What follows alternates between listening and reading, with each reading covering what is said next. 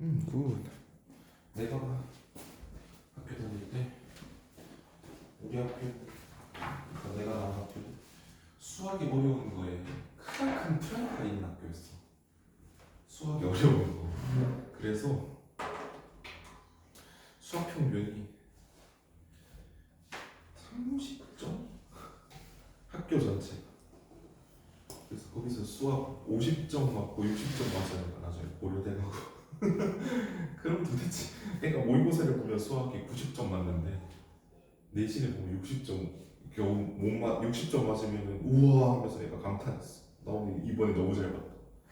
전교에 뭐 수학 그치 이과 애들이 더 잘하겠지. 그때는 더욱더 이제 가형들이니까. 그래서 이과에서 서울대 간 애가 있거든. 네. 친구 중에 걔 수학 겨우 70점. 네 이상 없어. 70점 맞고. 와 선생님들이 자존심 상했어 심지어. 7자가 나오면 안 되는데? 아이들이 나중에 왜 그랬냐고 여쭤봤어야 되는데 교생 때는 또 이제 명찰 달고 가잖아. 여기 명찰 달고 가거든. 여기 학교 소속입니다 하고 달고 가거든. 거기다 대고 그때 왜 그랬어요? 이럴 수가 없으니까 행복하게 학교 다녔죠 이러면서 그랬었는데 그렇게 그거는 이제 교장선생까지 또 사립이었고 재단이 지지를 한 거였거든. 근데 그게 아닌 이상은 좀 뭐 녹화되고 있어서 상관없습니다. 요걸 좀 드셔야 되겠습니다. 근데 애들은 그래가지고 얻는 게 뭔지 모르겠습니다. 이걸 어떻게 일단 진행을 할 거냐면요. 저기 10개가 있죠. 10개 다 하겠습니까? 절대 못해요. 아 참고로 이 친구는 아름고 1학년 친구라서 아름고 1학년은 수업을 했죠.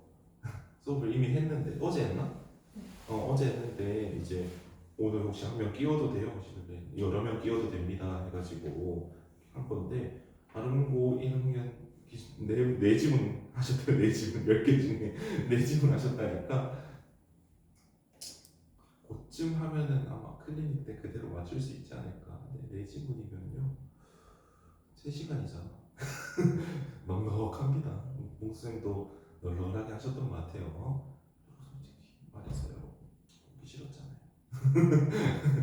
그쵸? 지금 오기 싫었던 애들, 오기 싫은 거 성공한 애들.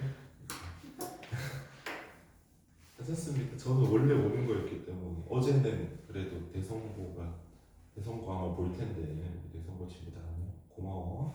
집단으로 다 빠져가지고 원장쌤 눈치 딱 보고 바로 집으로 갔습니다. 시간표에 그대로 써져 있었거든요. 그래서 오 원장님 목소리가 멀어질 때쯤 난 집으로 갔습니다. 저분이 크게 보이면 관심이 있으신데 이제 안 보일 때 관심 있는 분이 아니셔서 안 보이면 이 사람이 출근했는지 안 했는지도 모르는 거죠. 근데 보이면은 요즘 열심히 하고 있지. 예, 나도 알고 있어. 어제 쉬었거든. 예. 열심히 하더라. 언제요? 어제도 그렇고. 예. 어제 쉬었고. 그렇습니다. 그래서 1, 2번 그리고 6, 7번 정도 하셨다더라고요. 그래서 내가 제일 늦게 시작하는 사람이라 내가 제일 늦게 시작한 사람이라 일단 1, 2, 6, 7 하고요. 이거 다 하면은 뭐 다른 반이랑 진도는 다 맞으니까 뭐 대충 노가리까지 눈치 보고 보내드리겠습니다. 그런 맛도 있어야죠. 그지? 자, 그래서 1번과 2번은 심지어 2023 수특인데요. 이렇게 사회 독서에 묶여 있었을 거예요. 왜냐면요. 결국은 비슷한 말을 하는 거예요. 이런 말들.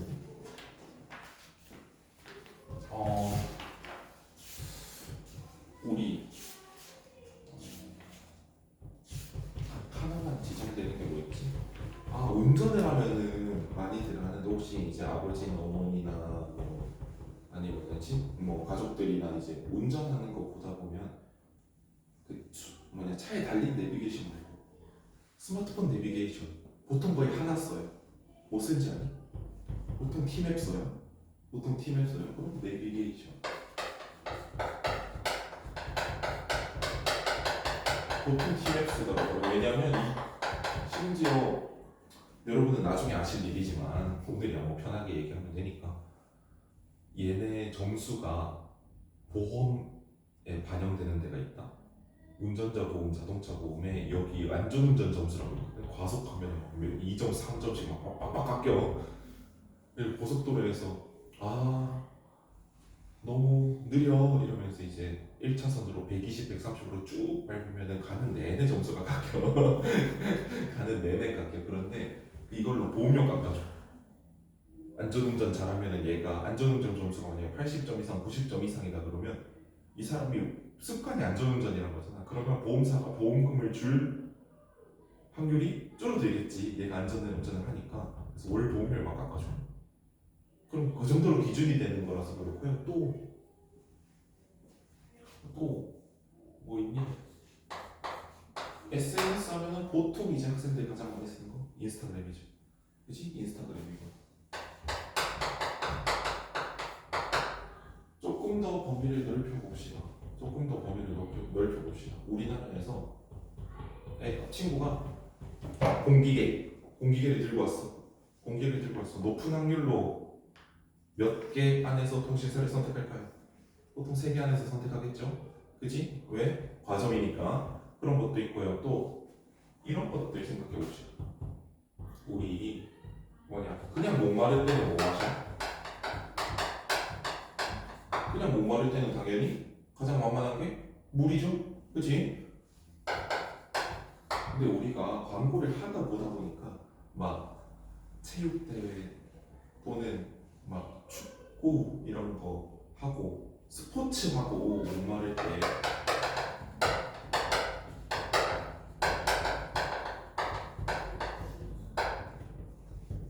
다들 이때는 뭘 찾냐? 파워에이드나 게토레이 찾아요. 스포츠류를 찾아요. 목마른 건 똑같은데 왜 우리가 이럴 때는 꼭 스포츠류를 찾나? 라고 생각해 봤을 때 우리가 계속 광고에 노출이 되면서 들었던 게 뭐 있어요? 물만으로는 안 된다 그러면서 막 스포츠 선수들이 나와가지고 손흥민 같은 사람들 겁나 뛰다가 갑자기 쫙 마시면 갑자기 그 색깔로 몸이 쫙 변하면서 또 막 와 뛰잖아. 그러면 저거 마시면 회복이 잘 되나 본데? 이런 생각을 우리가 은연중에 담게 돼. 그렇죠? 은연중에 담게 돼. 그런 것들 얘기를 하고 있어요. 그래서 일단은 첫 번째 질문 볼게요. 자, 일상생활에서 우리는 깊이 있는 생각 또는 실제 경험을 통해 무언가를 배우고 깨닫게 된다. 이러한 과정을 거쳐 신념이나 태도가 형성되도 기존의 태도나 행동이 변하게 되는 것을 학습이라고 한다. 학습의 개념이 나오고 있죠.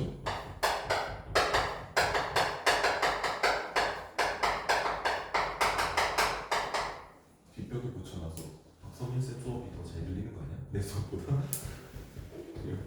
열정이 대단하지. 시장에서 소비자가 구매 행동을 하는 과정에서도 학습이 일어나는데 이러한 소비자의 학습은 인지적 학습, 행동적 학습으로 구분하여 설명할 수 있대요. 인지적 학습의 네모, 행동적 학습은 네모.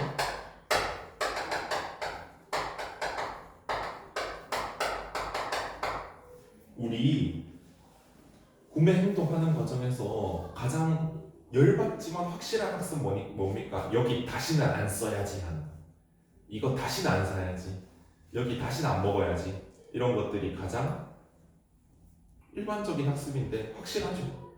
그죠? 자, 소비자는 구매를 위한 정보를 기억 속에 충분히 보유하지 못한 경우에 구매를 위한 정보를 기억 속에 충분하지 못한 경우 뭐 대괄호를 하든 밑줄을 해두세요. 구매를 위한 정보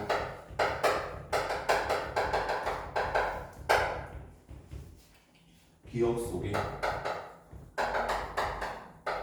충분히 보유하지 못한 경우.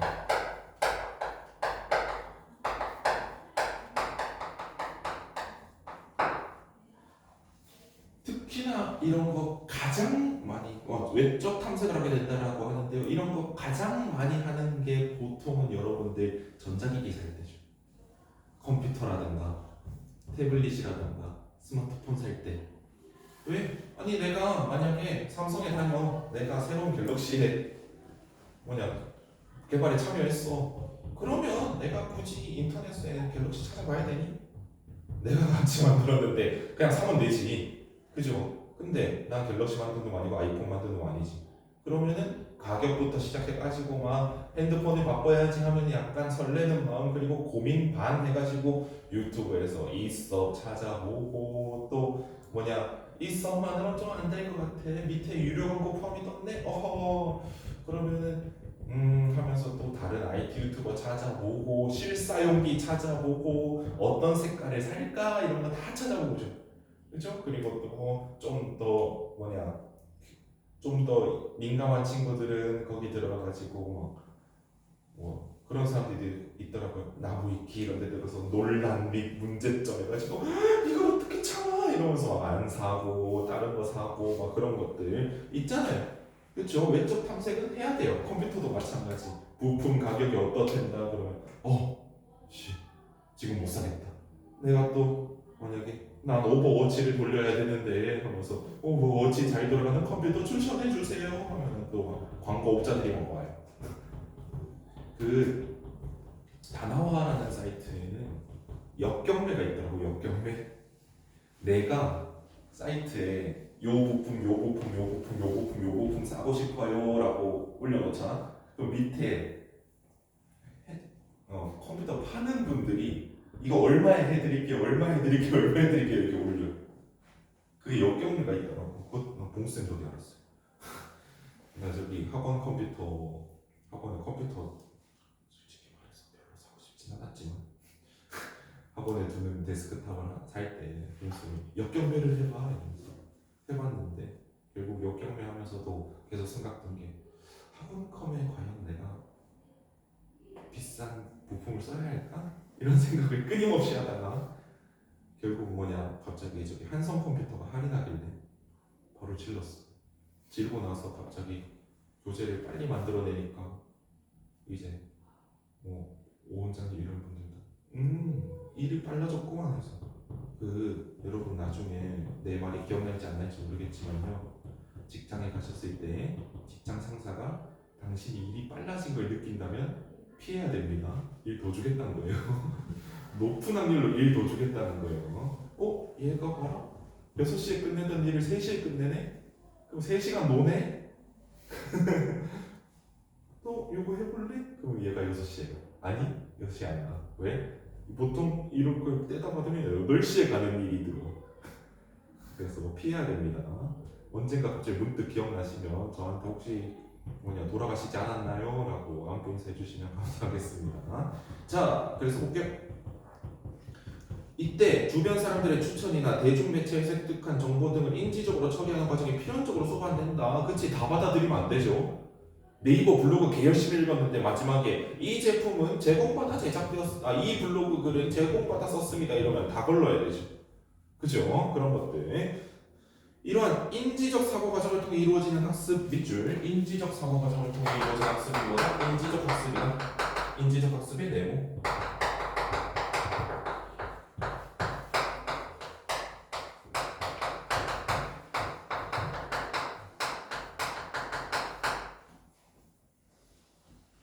자, 소비자의 인지적 학습에 대한 연구는 인지주의 심리학에 기반하고 있다. 인지주의 심리학은 스키마 이론을 근간으로 삼고 있어 소비자가 가지고 있는 스키마에 주목한다.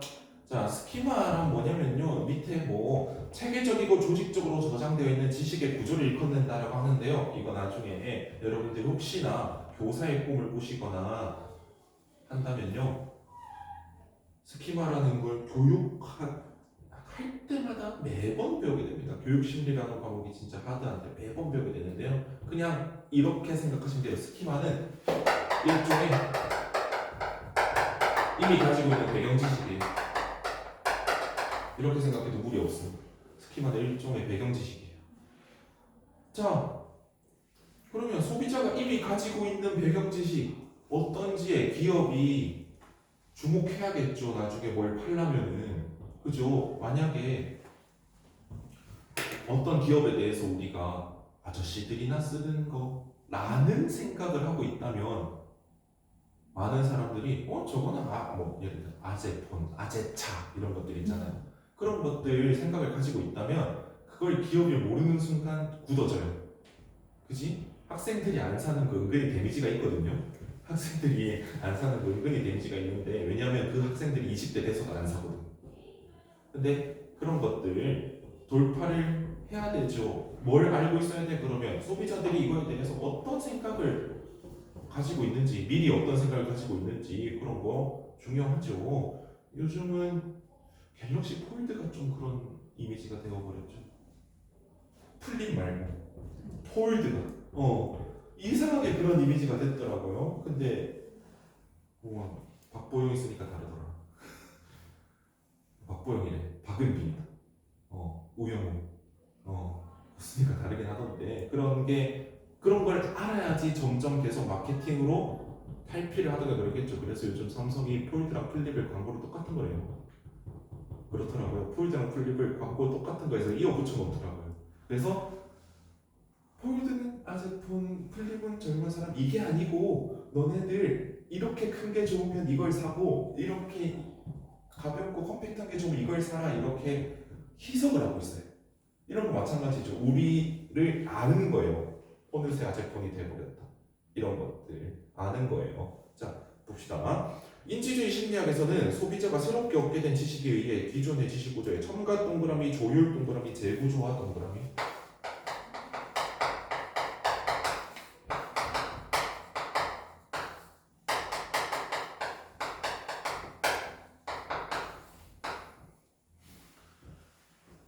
일어난다고 본다. 첨가란 소비자가 제품과 서비스에 대한 정보 처리를 통해 기존의 지식 구조에 새로운 지식이나 신념을 덧붙이는 것을 말한다. A사에 운동하는 쿠션감이 좋다라는 새로운 지식을 얻게 되면 뭐 이런 거 리뷰를 통해 얻을 수도 있고요. 직접 신어봤을 때 느낄 수도 있죠. 원래 이렇게 좋았나? 하는 것들이요. 자 그러면 사람들 인식을 바꾸는데 이게 진짜 어려워요. 원래 이렇게 좋았나? 원래 별로였다고 생각했는데 왜 이렇게 좋아졌지? 하면은 보통 재구매를 해요. 왜? 내가 경험이 부정적에서 긍정적으로 이렇게 뛰는 경험을 했거든요. 우리 사실상 잘 안 말하는 게 명품 이런 거 들고 나서 원래 이렇게 좋았다라는 말 거의 안 해요. 왜? 명품은 원래 좋아야 되거든요. 근데 약간 가성비템 이런 거 있잖아요. 가성비템이라든가 아니면은 우리 그냥 뭐 거리 다니다 보면 의뢰 잘 보이는 브랜드들 그런 거 입었는데 갑자기 너무 이뻐. 원래 이렇게 이뻤나? 이런 거 되면요 이 아래에서 확 위로 뛰기 때문에 이걸 훨씬 더 많이 사요. 이런 것들. 자 첨가 A사에서 운동하는 쿠션감이 좋다는 새로운 지식의 밑줄. 첨가는 결국 새로운 지식의 방법을 찍어야 돼요. 새로운 지식을 얻게 되면 기존 A사의 지식 구조에 이 새로운 지식을 덧붙이게 되는 것이다. 자, 첨가에는 연상적 학습이 포함된다는데 연상적 학습이란 기업이 소비자에게 어떤 욕구가 일어날 때마다 특정 브랜드나 상품이 생각나도록 학습시키는 것을 말한다. 이런 거예요. 목마를 때 그냥 물 마시는 건데 이상하게 운동하고 목마를 때는 스포츠물 먹으라고 자꾸 광고가 나오고 막 저기 운동선수들 보면은 상표 보이게 유튜브에서 상표 보이게 먹고 이런 것들. 저 운동 잘하는 사람이 운동 후에 이걸 먹네? 회복이 빠르고 좋은가 보다. 이런 인식이 들어오게 된다는 거예요. 자, 연상적 학습은 반복적으로 이루어질 때 학습의 효과가 우수하다. 그쵸? 뭐 사이다 보면 파워에이드나 게토레이 한 번도 안 먹어본 분들이 많을 거예요. 안 마셔본 분들. 근데 그게 스포츠명인 건 알아요. 왜? 겁나 나오거든. 광고 이런 거에 특히나 언제 나오냐면요. 스포츠 경기, 특히 국가대표 축구 경기 이런 거 보고 있으면 이제 딱 전반전 끝났네 하면은 갑자기 두두두두두 손흥민 막 뛰어와요. 뭐지? 하면 게토레이 이래. 또 뭐야? 지금 쟤는 이거 마시고 있을 거야. 너도 나중에 운동하고 힘들면 마셔봐. 이런 거 자꾸 집어 넣어주는 거야. 일종의 가스라이팅이죠. 그치? 반복적으로 계속 얘기하는 거야.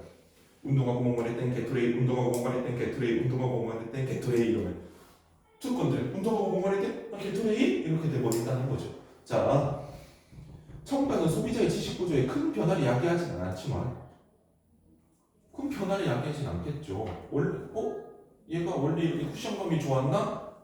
그러면 와 쿠션감 너무 좋다. 나는 이제 쿠션감을 위한 인생을 살 거야. 내 인생은 쿠션감을 만나기 전과 후로 나뉜다. 이렇게까지 어딜 떠는 사람 없죠. 하지만 지식 구조를 강화한다는 점에서 의미가 있다는 거예요. A사 원래도 가격은 나쁘지 않았는데 이제 쿠션감까지 좋네. 안 살 이유가 없다. 이렇게 기만 하면 된다는 거예요. 자, 조율이란 소비자가 제품에 대한 지식을 축적함에 따라 자신이 가진 지식 구조를 검토하여 이를 일반화시키는 것을 말한다. 일반화시키는 것 이죠.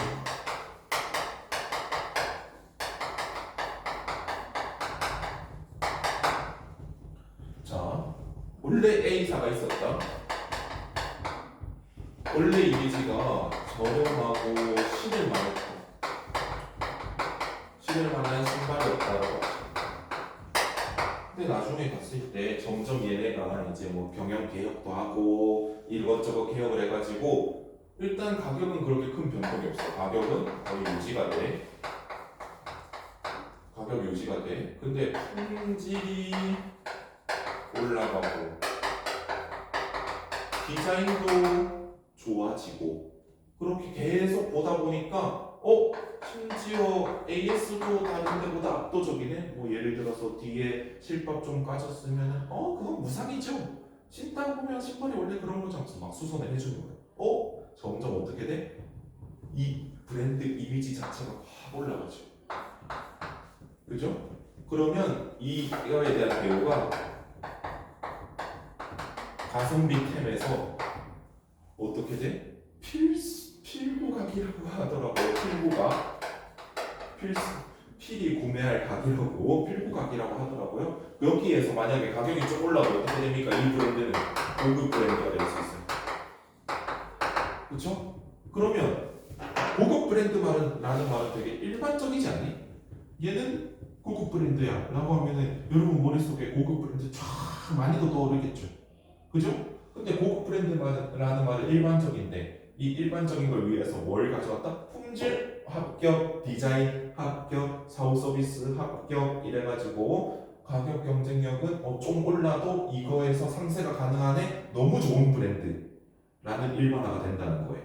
이런 구체적인 게 다 합쳐져가지고 여기 짱이다 이렇게 된다는 거예요. 짱인 브랜드는 하나가 아닐 수 있겠죠, 당연히. 여러분들 살면서 괜히 특히나 그런 거는 신발이 많아요.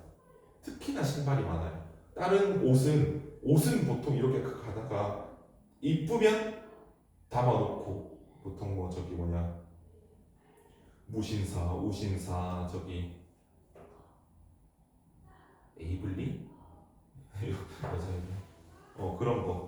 그런 거 해가지고 막 담아놓고 사는데 신발은 애초에 브랜드 매장 많이 들어가요. 처음부터 난 나이키 사야지, 아디다스 사야지, 리발란스 사야지 이러면서 처음부터 많이 들어가니까 좀 더 이런 게 있겠죠. 왜? 처음에 솔직히 말해서 이 브랜드들이 처음부터 이렇게 뭐 몇 분 하고 있었겠습니까? 나이키, 아디다스 이런 것들이나. 근데 솔직히 까놓고 나이키, 아디다스 중에서도 나이키가 압도적으로 신발을 많이 팔죠. 그런 것들 어떻게 사? 근데 나이키 보통 뭐 때문에 삽니까? 보통 디자인 때문에 사요. 왜냐? 솔직히 말해서 눈 감겨놓고 처음 신겨주는 신발 신은 다음에 나이키, 아디다스요 그럼 이래 당연히 모르지. 근데 나이키를 많이 사요. 왜? 마케팅을 계속 어떻게 했어? 한정판으로 팔았거든요. 이쁜 건 한정판으로 다 돌려 처음에. 그러고 나서 나중에 얼마 지나서 막 옷 잘 입고 하는 애들이 쫙 신고 나와. 그러면 보다 보면 저 신발 이쁜데 못 구해? 이쁜데 못 구하는데 뭐가 있냐? 비슷한데 약간 덜 이쁜 것들은 풀려 있어. 그럼 사. 그럼 그 사람들이 나이키에 회원가입을 해. 다음에 노려. 한정판에.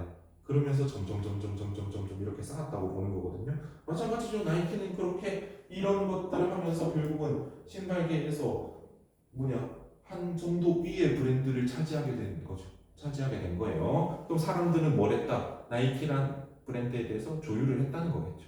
그렇죠? 일반화를 시켜서 좋은 거 이렇게 됐으니까 샀겠죠. 조율의 과정에서 소비자의 지식 구조 중 일부가 서로 결합되어 보다 일반화될 수 있다. 예를 들어 B사에 여러 서비스를 두고 다양한 여러 특성이 결합되면 B사의 서비스는 고품질이다와 같이 일반화가 이루어질 수 있다. 자, 재구조화란 기존의 지식 구조와는 다른 새로운 의미 구조를 생성하거나 기존의 지식 구조를 새롭게 재편. 결국은 뭐예요? 새로운 의미 구조 생성하다. 구조 재편. 그럼 이런 걸 봤을 때 여러분들이 문제 어떤 게 나오면 내가 어렵느냐를 판단하면 상당히 좋긴 합니다. 왜? 얘는 넌 왜야? 새로운 길이 겹치는 얘네가 문제거리가 될 확률이 더 높겠죠. 설령 안 나온다 하더라도 변형이 된다면 얘네가 뭔가 재구조화의 구분에 대해서 나올 확률이 높다. 이렇게 생각하셔도 되겠죠. 자, 그래서 바로 뒤에 나오잖아요. 재구조화는 첨가화나 조율과 달리 지식구조의 위계를 전반적으로 검토하는 광범위한 인지적 노력을 필요로 한다. 및 지식구조의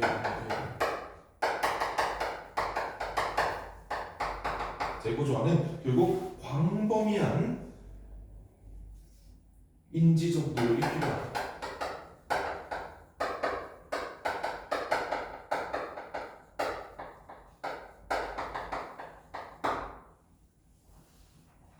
광범위한 인지적 노력이 필요하다. 자, 봅시다.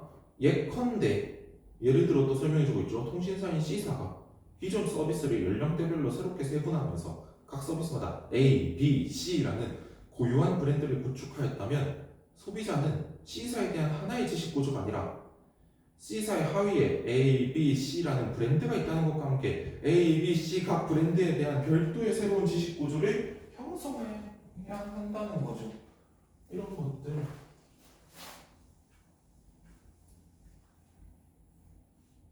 자, 만약에 여기 C사가 있는데 여기서 갑자기 연령대별로 A, B, C 브랜드를 따로 런칭했다는 거예요. 그러면은 우리는 보여지는 게 C사를 먼저 봅니까? 이런 브랜드들을 먼저 봅니까? 우리는 결국 브랜드들을 먼저 보죠. 그지? 옛날에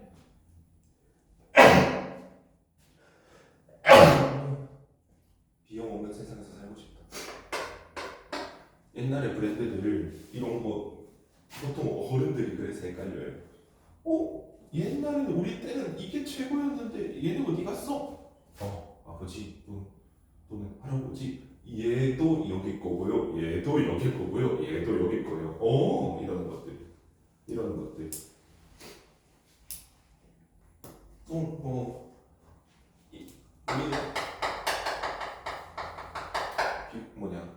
내 유튜브가 그렇게 큰 것 같은데 보강 유튜브는 뭐 봐봤자 설마 기업 사람들이 보겠습니까? 신세계라는 기업이 있죠. 신세계라는 기업이 있어요.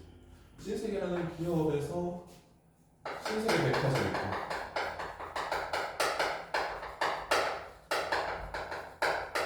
크게 이마트 있어요. 신세계 백화점 있고 크게 이마트 있어요. 여기에서 또 쪼개져요. 오프라인 이마트 SSG부터 트레이더스 이렇게 우리가 마주치게 되는 거는 얘 있거든요. 그죠? 이렇게 보니까 결국은 한계업 거예요. 결국은 한계업 건데 이럴 때 있죠. 야, 너 이마트랑 처음에 누군가는 한 번은 학습을 해야겠죠. 이마트도 그리고 신세계 백화점도 신세계 그룹 거구나. 이런 것들이 또 현대기아 자동차 그룹의 현대 기아 있죠. 현대자동차 기아 자동차 있어요. 사실 한 놈이 버는 겁니다. 현대차를 사든 기아차를 사든 저기 정의선이 버는 거예요. 정의선의 차이 돈 버는 거예요.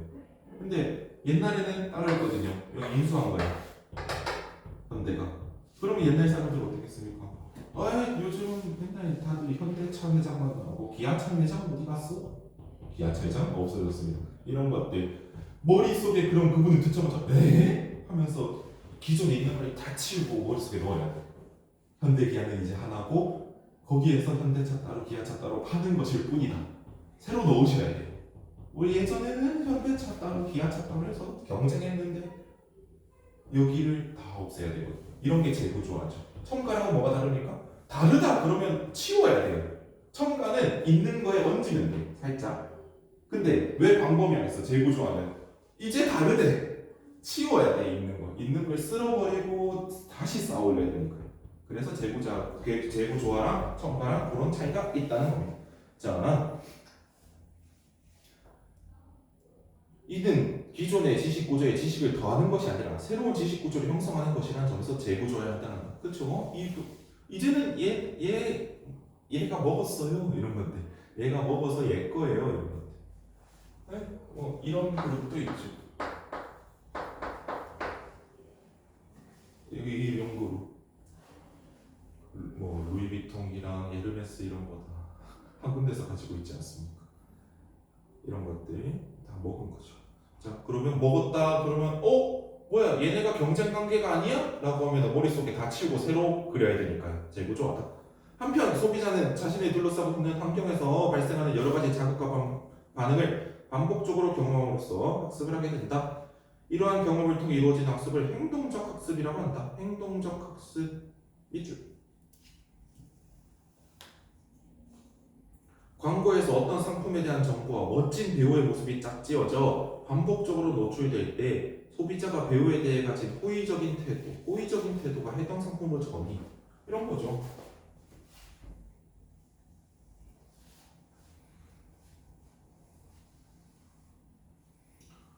뭐 믿고 보는 배우 A씨가 있다. 믿고 보는 배우 A씨가 있다. 이미지 되게 좋은 배우가 있다. 이 사람이 어떤 B라는 광고를 한다. 그러면 B라는 기업이 만약에 신생기업이라 칩시다. 좀 더 편하게 이해하기 위해서 신생기업이라 칩시다. 그럼 어떤 효과가 들어가냐면 이 사람을 믿고 보는 신뢰라는 이미지가 어느새 일로 들어가고 있어요. 어느새 일로 들어가고 있어요. 진짜 어르신들 보면요, 어떤 상품 이름보다는 뭐라고 하는 거야 물어보냐, 누구누구가 광고하는 거 있잖아, 이렇게들 말씀 많이 하시는. 특히나 약국 이런 데에서 그 송중기가 광고하는 오메가3 어디냐 이런 거. 왜? 내가 이 회사는 몰라.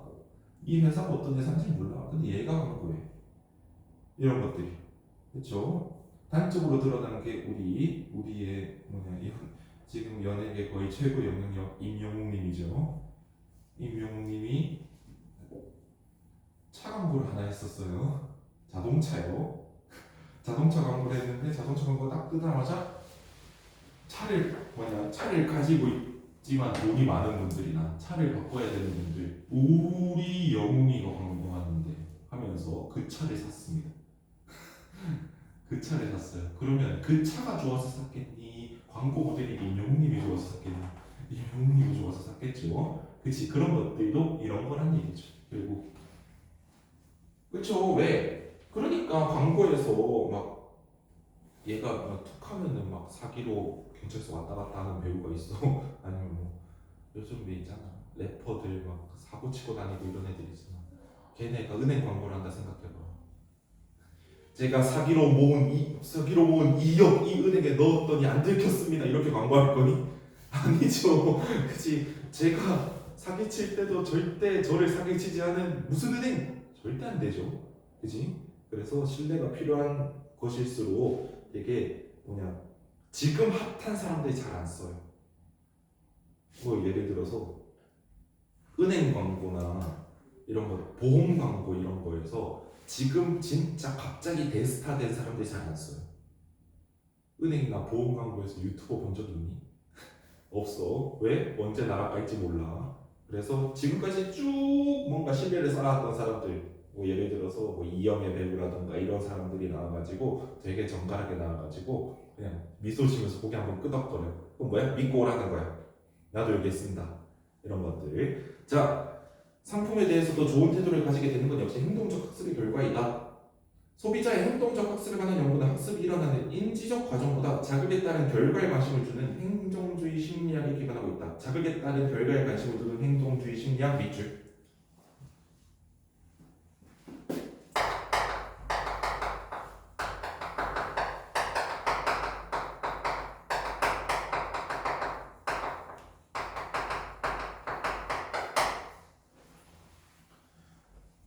자, 행동주의 심리학에서는 고전적 조건화와 작동적 조건화를 중요하게 다룬다.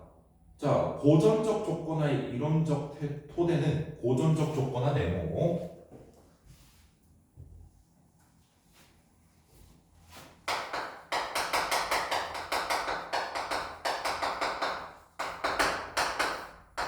고전적 조건화의 이론적 토대는 파블로프의 조건 반사 실험. 우리 잘 아는 거 파블로프 얘기예요. 파블로프 얘기예요. 뭡니까? 일단 강아지 밥 시간에 됐을 때 종이랑 종 그리고 먹을 걸 들고 가. 먹을 거 숨긴 다음에 딸랑딸랑딸랑 하고 먹을 걸 줘. 계속 반복해. 딸랑딸랑딸랑 쓱 딸랑딸랑딸랑 먹어라. 딸랑딸랑딸랑 먹어라 하고 어느 날 먹이를 안 들고 가. 딸랑딸랑딸랑 하면은 걔가 밥이다 밥이다 생각해서 침을 질질 흘리더라는 거죠. 그런 걸 우리 뭐라고 했다? 조건 반사라고 했죠. 그래서 쭉쭉쭉 내려갈게요. 이때 먹이가 침의 분비를 유발하는 것은 매우 자연스러운 현상인데 이처럼 자연스럽게 어떤 반응을 유발하는 자극을 무조건 자극이라고 하고 이때의 반응을 무조건 반응이라고 한다. 어떤 반응을 일으키지 않는 중성 자극이 먹이인 무조건 자극과 짝지어져 반복적으로 제시되면 이 중성 자극은 무조건 자극이 사라져도 반응을 유발할 수 있는 조건 자극이 된다. 그렇죠? 종소리를 듣는다고 해서 배가 고파지진 않죠. 하지만 무조건 자극은 뭐예요? 밥 보면 걔가 침을 흘리는 거. 그건 무조건 자극이죠. 그지? 그래서 중간에 뗐다는 거야. 밥을 보는 걸 떼고 그 전에 종 울리고. 자, 종 울리기. 밥 주기. 침 질질. 이랬는데 계속 반복을 하다 보니까 종 울리니까 바로 일로 가더라 라는 거. 그럼 얘는 원래는 뭐였다? 중성 자극이었어요. 얘가 뭐였다? 무조건 자극이었네. 중성 자극과 무조건 자극. 자, 이때 조건 자극에 의해 유발되는 반응을 조건 반응이라 한다. 중성 자극을 무조건 자극과 결과에 반복적으로 노출시키면 조건 자극은 무조건 자극에 의해 야기되었던 반응과 매우 유사한 반응을 유발한다는 것이 고전적 조건의 핵심이라고 할 수 있다. 예시로 이해하면 되죠. 그냥 침 흘리는 거. 소비자들이 좋아하는 연예인을 제품 광고에 등장시키는 것은 그 연예인에 대한 좋은 태도가 제품에 전이되기를 기대하는 것인데 이는 고전적 조건화를 적용한 것이다. 그러나 세모 뭔가 전환점이 있는 거죠. 그러나 뭐예요? 그러나 고전적 조건화는 조건 자극과 무조건 자극의 관계가 깨졌을 때 더 이상 조건 반응이 일어나지 않는다는 한계가 있다.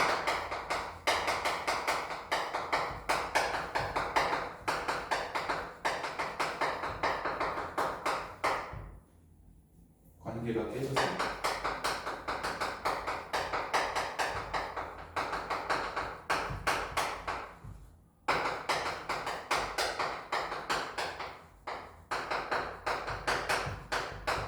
더 이상 조건 반응이 일어나지 않는다는 한계가 있다.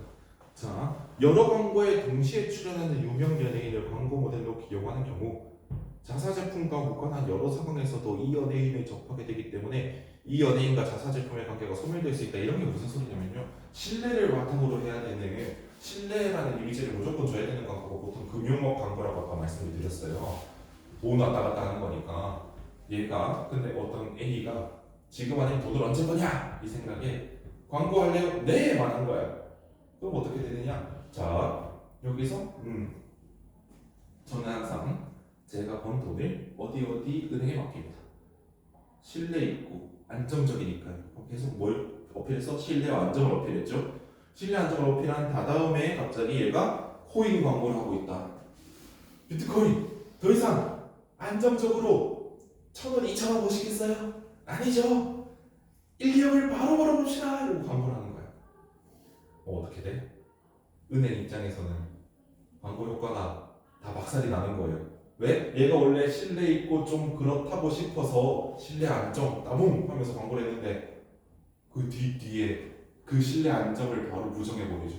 코인 합시다 이러면서 어떻게 돼? 은행 입장에서 계약 해지해야죠.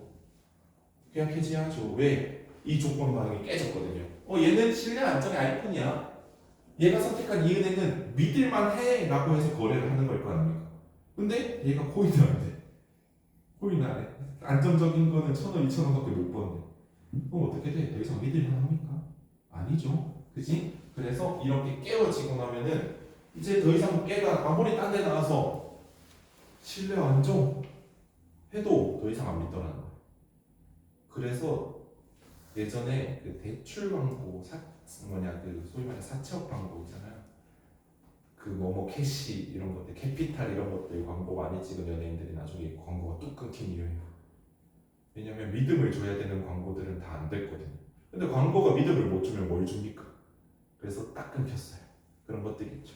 자, 작동적 조건화는 작동적 조건화 네모 상자에 가둔 흰 질을 대상으로 한 스키너의 실험에 기반하고 있다. 작동적 조건화는 어떤 반응에 대해 선택적으로 보상함으로써 그 반응이 일어날 확률을 증가시키거나 감소시키는 것을 말하는데 여기서 선택적 보상이랑 강화 동그라미, 처벌 동그라미, 강화, 처벌은 말이야.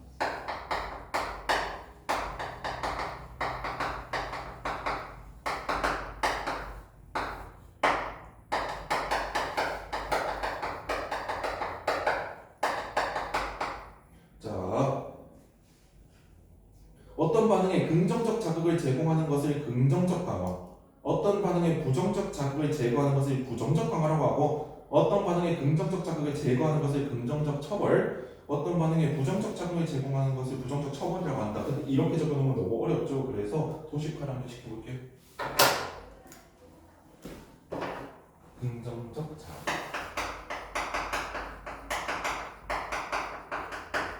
부정적 자극 해가지고 결국 뭐냐? 제공하는 거랑 제거하는 거, 또 제공하는 거랑 제거하는 게 됩니다. 이렇게 되는 거예요. 자, 그러면 긍정적 자극을 제공하는 건 뭐라 써져 있니?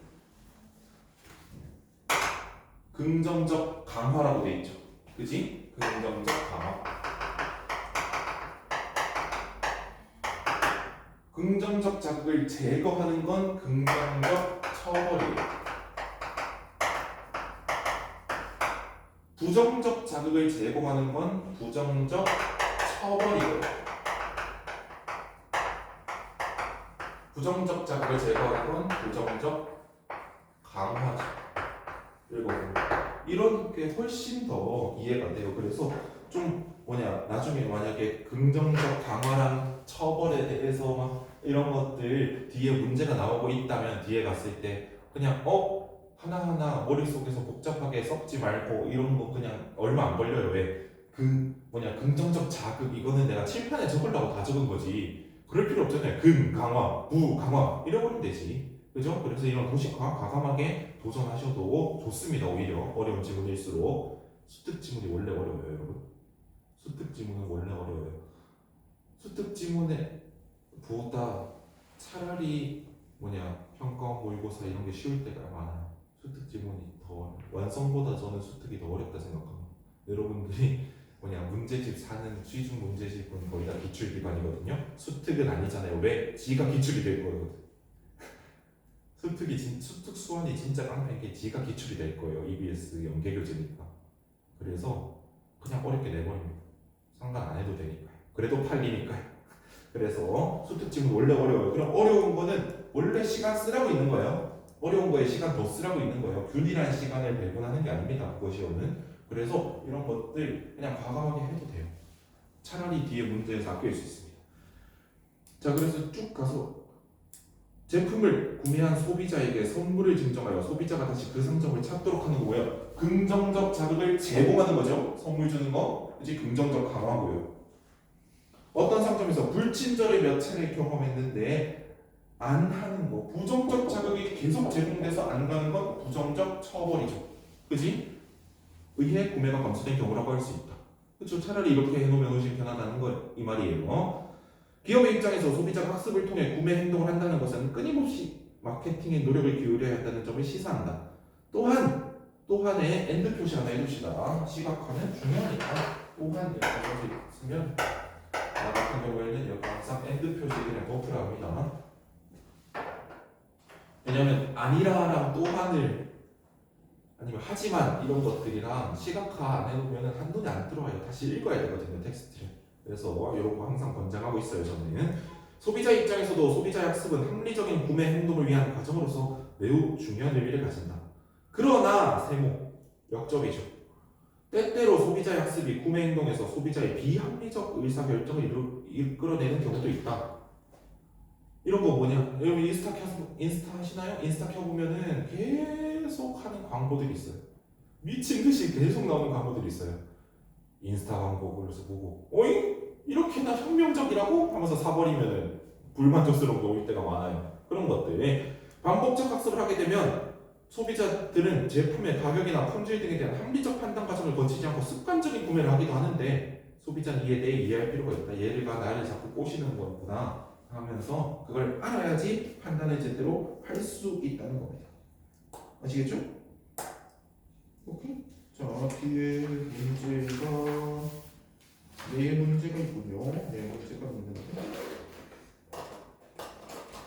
요 네 문제는 같이 좀 봅시다.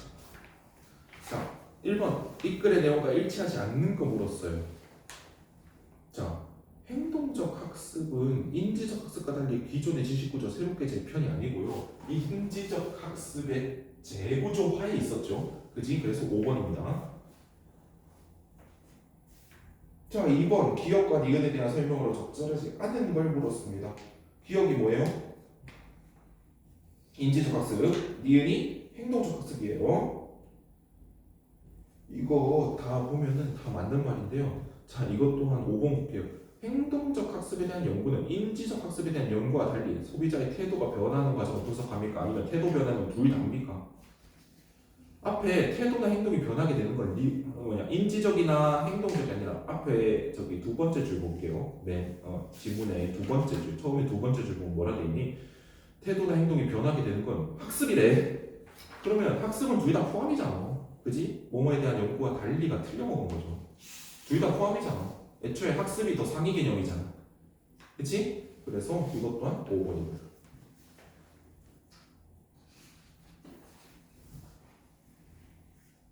자, 쉬었다가 3, 4번을 한번 풀 시간 해드릴게요. 쉬었다 봅시다. 풀고 쉬셔도 돼요.